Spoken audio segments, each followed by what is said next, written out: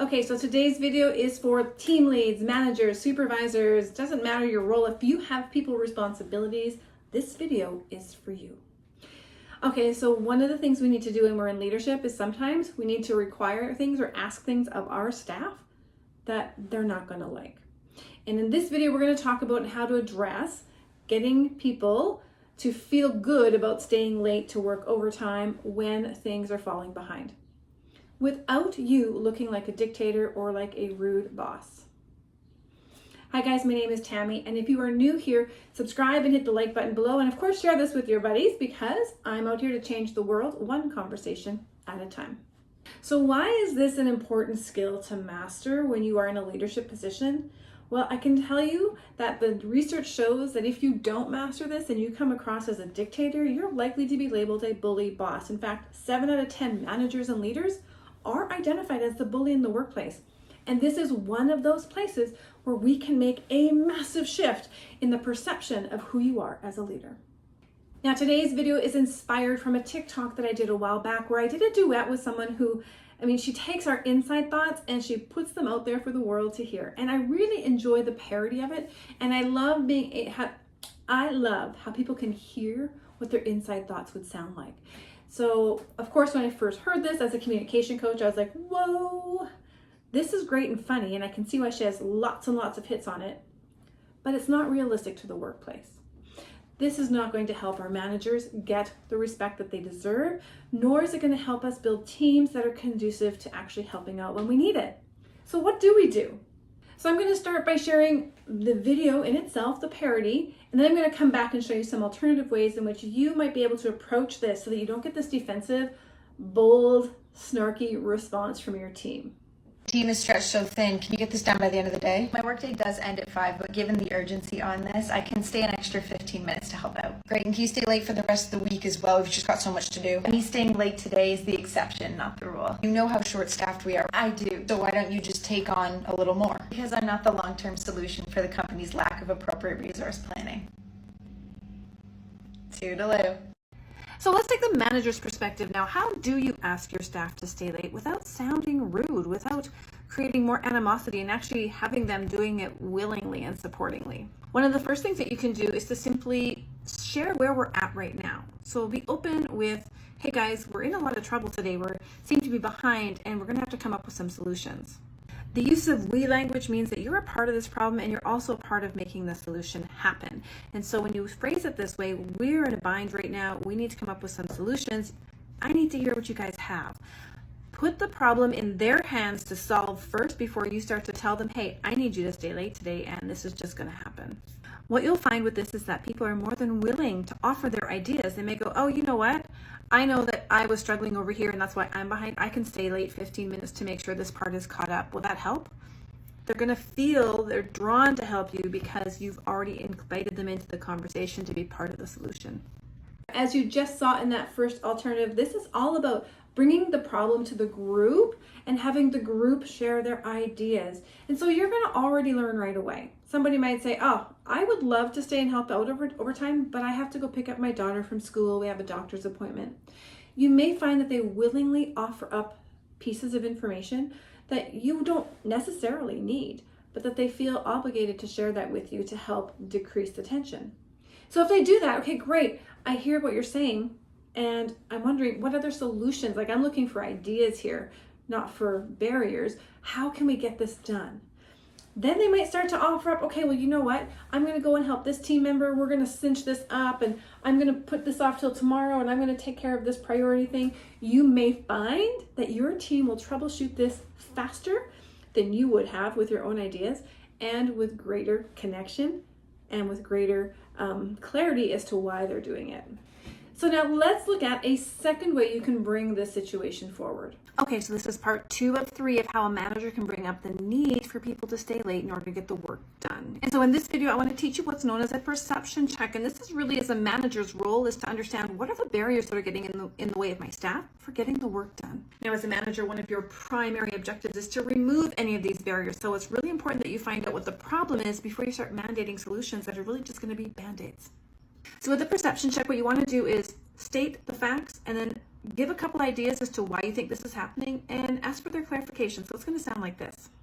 Hey team, I can see you're working really hard today and yet we're still really behind in our work today. Is there something going on that I haven't been aware of, or is the workload just that unmanageable today? Can you help me understand?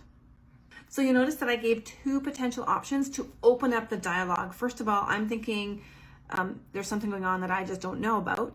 But the other thing I have to go, well, what if the workload was really hard today? I need to be able to acknowledge that and also create an opportunity for them to bring to me something else that I don't know about. Maybe the third thing is help me understand what's going on here.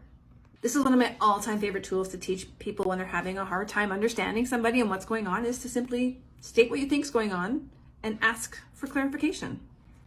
Now, what I love about a perception check, this is like one of my favorite tools. So write this recipe down, use it every day, everywhere. It's so fabulous. But what I love about the perception check is you give an opportunity to gain insights for yourself. Like, what's going on here?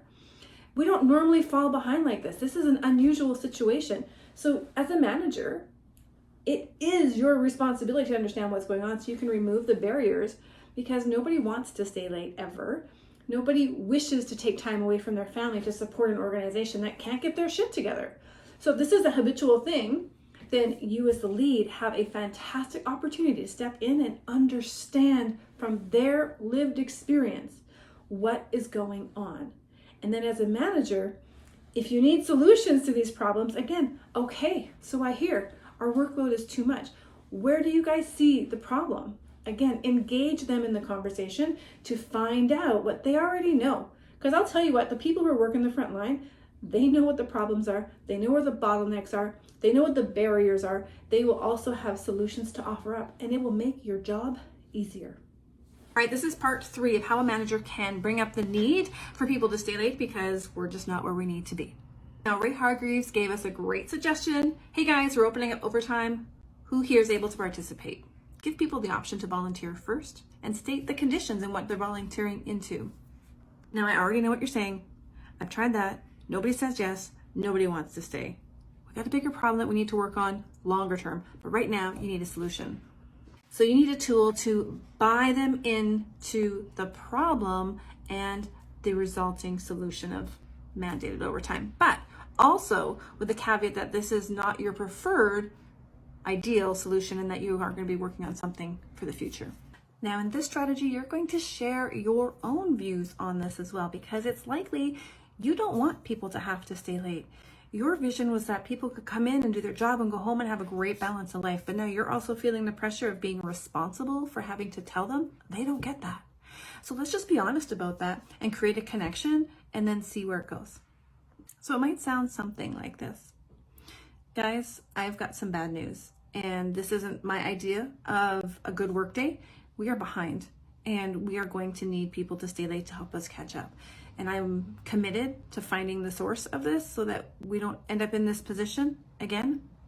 But right now we are. And so I'm needing to find some support from you guys so we can move forward and maintain the workload. So you see, I kind of rambled at the end because I was feeling, I was feeling it too. But if you just be honest and say, God, this is uncomfortable for me to ask. It's not my ideal. This isn't what I was hoping today would be. Just be honest with that and then go, yeah, I wasn't hoping this either, but I mean, if I have to stay, I have to stay. There's a connection built when you feel like you're also feeling the pain that they're feeling. So what I love about this approach is that you're human. You're feeling it with them and you're communicating like, guys, I know this sucks. I am with you. Now in this situation, there's probably a perception that if you're feeling it as the manager, you're staying also to help sort this out. Now, of course, that's not going to work in every industry. I mean, I'm in healthcare and my manager doesn't need to stay for me to do patient care. But if there's something my manager can do for me to take it off my table so that I can get onto the business of patient care, and maybe we have like 3 new admissions coming in and we have to sort them out first before anybody goes, my manager can do some of the other stuff.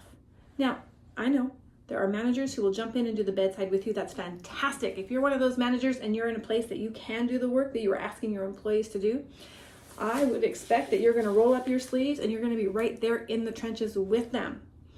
For me, that's a sign of a good leader. If it's a task that you're not skilled at doing and you need to put in the qualified people to get the work done, that totally makes sense that you wouldn't be staying late. But I would also expect that you're working to remove anything else off of their plate, that you're chipping in and you're demonstrating it. They see you, that you are working along with them to solve this problem.